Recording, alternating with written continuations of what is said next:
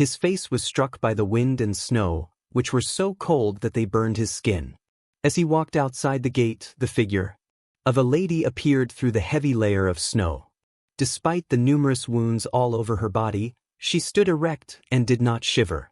A huge Apache woman, broad-shouldered, muscles showing beneath her ripped cloak. Her naked feet were buried in the snow. The chilly wind caused her black hair to become matted. When Morgan switched the light up higher, she finally spoke, her voice low and raspy. "I need a place only for this one night. I'll stop at nothing to help you." Morgan looked at her for a few seconds. Not because of the offer, but because he recognized the look in her eyes. Someone is trapped with no way out. No more choices. There is nowhere else to go. He unlocked the gate and pulled it open for her to step inside. "You would die here in an hour. Come in." Asha Redmoon said nothing more. She stepped through the gate, each step heavy. Like someone who had walked for miles in despair, Morgan led her into the home, shut the door, and blocked out the storm. The fireplace continued to radiate warmth. The modest dwelling, previously meant for only one person, now had another breath inside, foreign, strong and secretive, and the winter was no longer peaceful. Morgan brought Asha into the small wooden cabin, where the warmth from the fire immediately wrapped around them both. She stood near the door like a wild animal seeking shelter. The light from the fireplace spilled across her shoulders and arms, revealing every bruise, every long grayish-purple scar. Morgan set the oil lamp down on the table and said softly, "Come sit closer, near the fire. It feels cold." Asha paused for a while, then strolled over to the fireplace. She sat down on the wooden floor, her large, bony hands reaching out towards the heat. She did not make a sound, but Morgan could see the pain in each deep breath she inhaled. That he ladled out a bowl of steaming soup and offered it to her. Asha gazed at the bowl, then looked up at Morgan and inquired in a quiet voice, "Aren't you afraid of me?" "No, white males typically are," Morgan answered simply. "I just see someone going to freeze to death. That's all." Asha lowered her head and began to eat, each spoonful seeming to take all the strength she had left. The crackling sound filled the room like the familiar whisper of the house as Morgan added a couple more wood to the fire. When she finished, Asha set the bowl down and pulled the blanket he had given her over her bruised legs. A long while passed before she eventually spoke, still not looking at him. "I shall leave in the morning. I do not want to cause any trouble."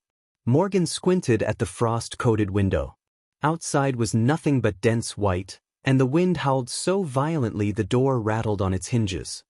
"Where will you go?" Asha remarked. "Nothing," Morgan continued, his voice calm, but forceful. "The snow is knee-deep. It is suicidal to go out there right now." Asha raised her gaze to him. The guardedness persisted, but the distrust in her gaze faded a little. "If I stay, what do you want me to do?" Morgan leaned against the wall, arms crossed. "Nothing. Just stay till the storm Wild West love story passes." Asha gazed at him for a considerable amount of time, seemingly trying to decipher anything from his eyes. But Morgan did not look away. He said nothing more, merely offered her another blanket. She finally lay down by the fire, her breathing gradually slowing down. Morgan sat at the table, whittling wood to pass the time, occasionally glancing at the enormous woman now curled up like a child. The bizarre night silently occurred in Morgan Hale's small cottage while the white storm outside continued to howl. He and Asha had no idea that the night would turn into something more, since by morning the snow would be thicker, the temperature would be higher, and they wouldn't be able to part ways as they had intended. The next morning, Morgan woke early as usual. He opened the door and looked outside. The snow had piled up almost to the doorstep, and the wind was blowing so fiercely it felt like it could hurl the whole cabin down into the valley. No one, not even someone as strong as Asha, could travel anywhere in weather like today. Asha awoke soon after him. She stretched, her solid muscles showing plainly behind the thin layer of her shirt. She peered toward the door, then turned to Morgan, her voice low yet calm. "I guess I'm not leaving yet." Morgan brought her a cup of hot water. "You were correct in your guess." Asha sipped slowly, then stood and stepped out back with Morgan. Instead of staying idle, she quickly stooped down and lifted an entire splintered tree trunk as if it were a piece of kindling. Morgan stood there watching, letting out a low whistle of surprise. Have you always been this strong? Asha shrugged. Survive in my tribe. You have to be strong. That entire day. Genuine Wild West stories. They collaborated to fix the horse stable, cleaning roads, chopping additional wood. Asha completed the task of 2 mature males without grumbling. Morgan did not say it out loud, but her presence made the house appear larger and in some way warmer. That evening, as they shared a modest dinner by the fire, Asha sat, gripping her knees, her eyes locked on the flames. Then, without warning, she said, I have not been with anyone in months. How about you? For a second, Morgan froze. He placed down his bowl, leaned back in his chair, and said calmly, I do not expect that from you. You are not here to pay for kindness.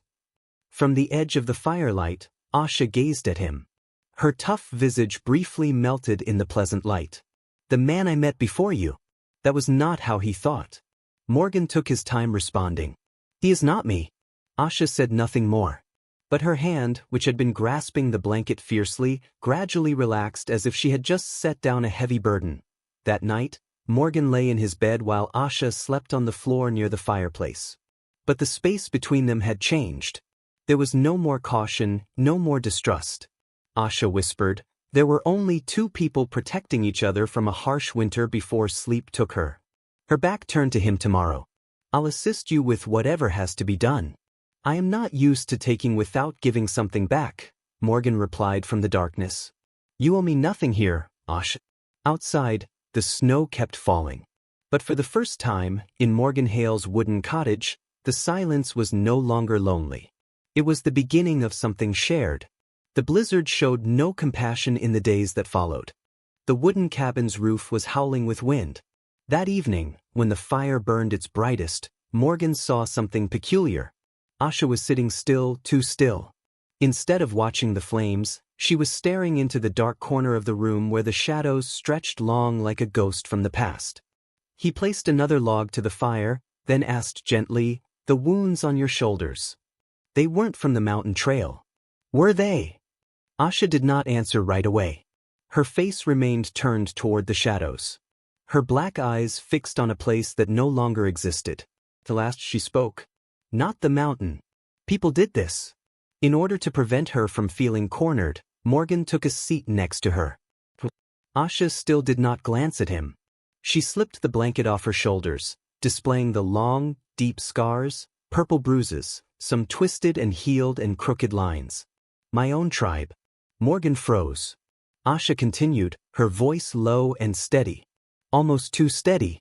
They desired for me to be an elderly man's concubine, a man with power, land, and warriors. Said, She curled her lip, not in a smile, but in something bitter, mocking her own fate. They said I was a traitor. They beat me, told me I did not deserve to live among them. Morgan clenched his fist, though his voice stayed calm. Then they cast you out. Asha nodded. Slowly. They pulled me to the brink of the valley. They responded, leave. You're no longer one of us. So I left. From getting to here on nothing but my feet and the flames in my chest. Morgan gazed at the scars, then at her haughty, unyielding eyes. No one has the right to do that to you. Nobody. At last, Asha turned to look at him. Her eyes were filled with a tiredness she had never let anyone see, rather than being as keen as they had been on the first night. I tested you, she said. From that first night, even the question I asked about males, I needed to know if you were like them. Morgan said that if you need to hear it again, the answer is still no. Asa took a big breath, and for the first time, she let the hurt show, raw and unguarded. It has been a long time since I felt Wild West love tales safe. The fireplace crackled like it was letting out a long sigh. And in that moment, in the depths of the harshest winter, Asha Redmoon opened the door to her history, and Morgan Hale stepped through it with a quiet compassion that needed no words. Thank you so much for being here. If this narrative brought back memories of dusty afternoons, of hoofbeats resonating in your chest, please subscribe to my channel so that every day we can sit together again. I'll also share one more Western tale with you. In the days after Asha opened up, the cabin felt different. No more cautious footsteps. No more suspicious looks like the first ones. Asha became accustomed to Morgan putting wood to the fire prior to her awakening. Used to the cup of hot water already waiting on the table, and to the way he discreetly mended the cracks in the wall near where she slept, and Morgan grew used to the solid sound of Asha's footsteps outside. The way she lifted logs that took him a whole minute just to drag. He became acclimated to the feeling of someone else in the house. Yet, it never seemed crowded. On a late winter afternoon, Asha stood in the doorway, arms crossed, eyes gazing out across the white valley, her breath curled into thin mist. Morgan moved up next to her, carrying a mug of steaming coffee, and drifted across her powerful, motionless face. The sky is tranquil today. Asha took the mug and warmed her palms over the steam. Then out of nowhere, she queried, her voice barely above a whisper, "When spring comes, what happens then?" Morgan said nothing. He took a while to respond. Because he was aware that she was discussing more than the weather. Asha was wondering about herself, about them, about this roof above their heads, about something neither of them had dared identify. He took a seat next to her on the front step. "What are your desired outcomes?" That inquiry made Asha tilt her best Wild West love stories head slightly, and for a brief period. Her black eyes flashed with uncertainty. In that moment, she was afraid of losing something she had only just started to trust. She did not speak, but her fingers grasped the mug just a little tighter as if trying to hold onto its warmth. Morgan looked down into the valley, his voice low but steady. "You do not have to leave unless that is what you choose." A long silence stretched between them. Then Asha sat beside him on the step, her shoulder brushing softly against his. Just a short touch. But it said more than any words ever could. "I never thought there was a place I could select," she whispered. Morgan faced her. "You do now." Asha let out a long breath, like setting down a weight she had carried for years. She leaned onto Morgan's shoulder. Not much, just enough for him to know. Even though she hadn't spoken it out loud, she had already made up her mind. The night breeze rushed across the porch, carrying the aroma of moist pinewood. The sky darkened in the distance, but there was no storm on the air, only the gentle stillness of a winter coming to an end, and the quiet promise of something new waiting to begin. On that wooden cabin, two people who had lived in silence were learning to stand beside each other. And from that evening on, both Morgan and Asha understood. An answer would come in the spring. Winter had finally begun to retreat. The snow was still deep, but the wind no longer howled. The piercing whistles no longer pierced the wooden walls at night.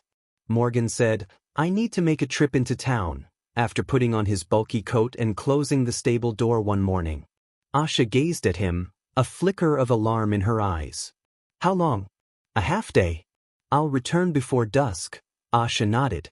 However, Morgan was able to discern the stress hidden behind her powerful features. She was not accustomed to him being gone. There was a silent concern deep down. He softly touched her shoulder. "I'll return. Don't worry."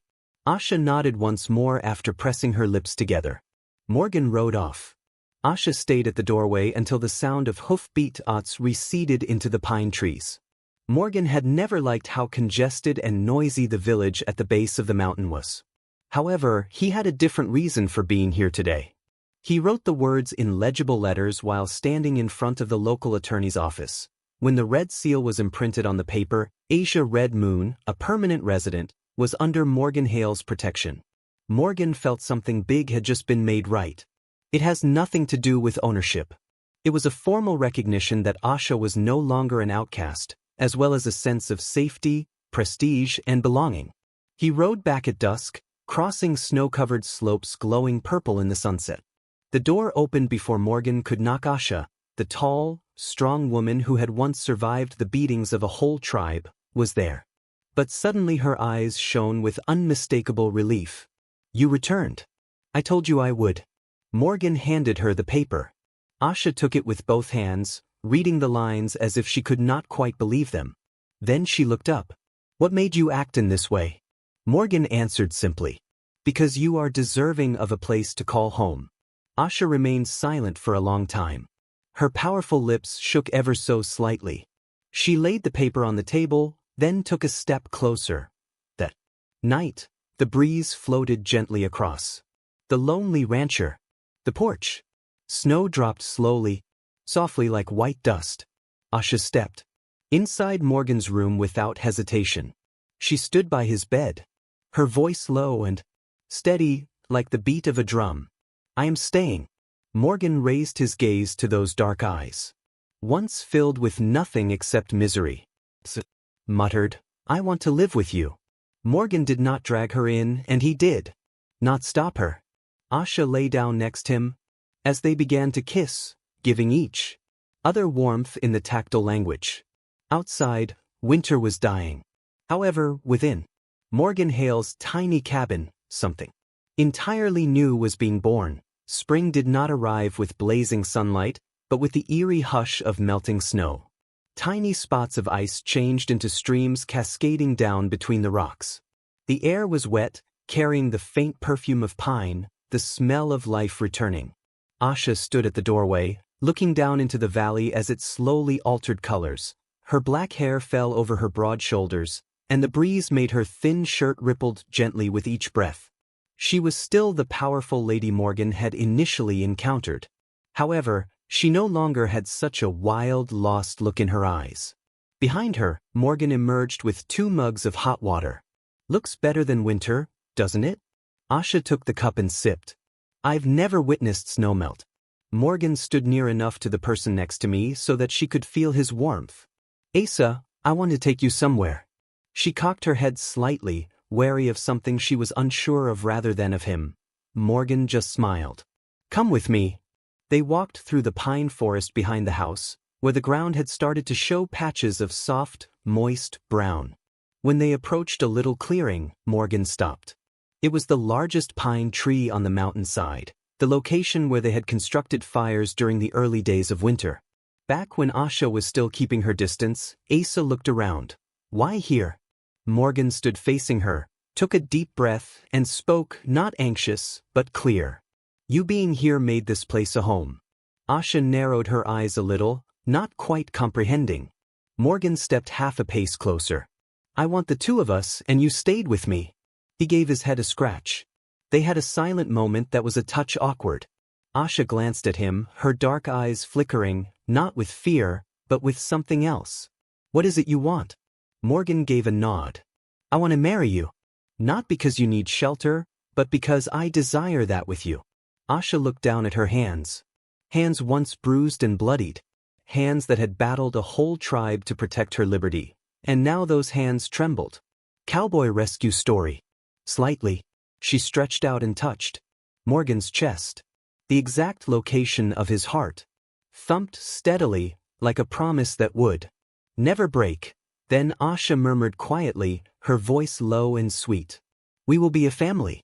Morgan did not rush to embrace her. Rather, like 2 warriors signing a promise, he placed his forehead against hers. The rustling pine trees and 2 souls who had previously been alone but now chose to belong to each other were the only witnesses needed at that precise time. The wedding happened that very afternoon. Simple, serene, and strangely beautiful beneath a pine forest and a pale blue sky. Asha Red Moon was no longer a misfit. She was the spouse of Morgan Hale. The summer arrived earlier than normal. Green meadows and golden wildflowers stretched along the hillsides as the snow entirely melted off the mountain slopes. The wind no longer carried the bite of cold. It smelt of warm pine resin full of life. In the yard of the wooden cabin, Asha was hanging out thick blankets to dry. The sunlight lit up her broad back as the wind made her shirt ripple gently with every breath. Her body was still muscular and robust. But now there was something softer in her movements, more at ease, as if this place had genuinely become home. Morgan walked out from the stable, spotted dust still sticking to his hands. He called out, take a rest, the sun's too harsh." Asha turned to him. Instead of approaching him immediately, she merely gave him a slight grin. Then she put a hand on her stomach and smiled directly into the eyes of the rancher who had been living alone for years. Morgan froze. She slowly stepped closer to him. Without speaking, she grabbed Morgan's hand and placed it over her tummy, still flat, but with a strange, soothing warmth inside. "In a few months," she murmured, "there will be one more person in this home." Morgan could not talk. He simply drew Asha into his embrace. One hand curled around her waist, the other still resting on her tummy, as if he never wanted to let go. In that moment, the noises of the forest drifted away, leaving only the rhythm of their breath blending together. Thank you." Her voice was calm and low as she caressed his cheek. "Please don't thank me. We selected each other and we are building the future together." Morgan started making repairs to the cabin in the weeks that followed. He made a basic but robust wooden cradle beside the bed, fixed the roof to prevent rain from seeping through, and installed windows to allow in the breeze. Asha chuckled when she saw it, gently running her fingertips across the smooth grain. "You created everything on your own?" "I wanted to prepare everything with my own hands." Asha glanced at her lover, the one who never demanded, never forced, but simply offered her a true home. She placed a palm on her abdomen and added, half joking, "This child will be strong." Born from two people who do not break easily, Morgan chuckled and hugged her closer. That evening, they stood on the porch, watching the sunset wash over the valley. Morgan's hand rested on Asha's shoulder. She gently leaned against him. A simple image, yet to them it was the purest sort of tranquility. Asha muttered, "I used to have nowhere to go back to, but now this is my home." Morgan said without hesitation, "Is our home inside that wooden cabin, where earlier there had been nothing except. There is now a lone man and chilly winds. Lived a warm shelter, a sturdy wife and a future quietly blossoming inside her. Genuine family, and they wouldn't separate again. My buddy, occasionally a person is strongest not when they hold a weapon, but when they dare to let someone into their existence. Pain teaches us to build walls, yet only trust helps us recover. Does not arrive to cover the gap. Arrives at tell us that we are still deserving of being noticed, of being adored, and sometimes what saves a soul is not grand gestures, but the continuous presence of someone who stays, someone patient enough to wait for us to open up and kind enough to never walk away. In the end, I always hope that you find peace and pleasure wherever you are. My darling Wild West storytelling listeners, you have my undying love. Tell me what you think of this tale. Drop a remark below. Hit 8 if you enjoyed it, and do not forget to subscribe for more powerful Western tales coming.